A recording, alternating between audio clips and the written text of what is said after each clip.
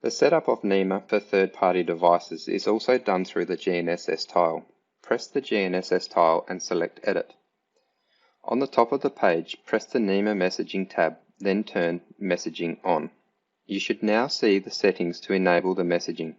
The message rate is the frequency of the position information sent.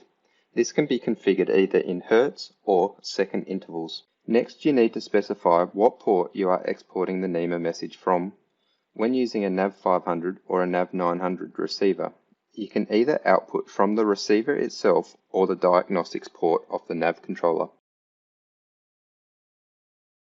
If attempting to export NMEA from the XCN 2050 and TM200 controller, you can either select the output port as port A on the TM200 or the autopilot diagnostics port.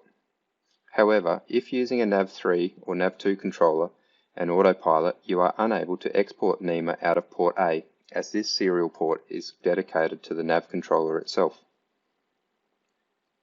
Next, specify the rate on which you want the information to be communicated between the two devices. This is known as the baud rate. This needs to match on both the display and the third-party device receiving the NMEA messaging. You also have the option of setting the accuracy of the position sent. This is done by the position accuracy lat long. This specifies how many decimal places the position will be sent. The more decimal places, the higher the accuracy, 8 being the utmost accurate. The messaging selection option is where you can enable and disable specific NMEA messaging strings. The required strings to be enabled will be determined by the third-party device you are connecting to and what it requires. A full description of each message can be found in the user manual. Once these settings have been complete, be sure to press the Save button to return to the main menu.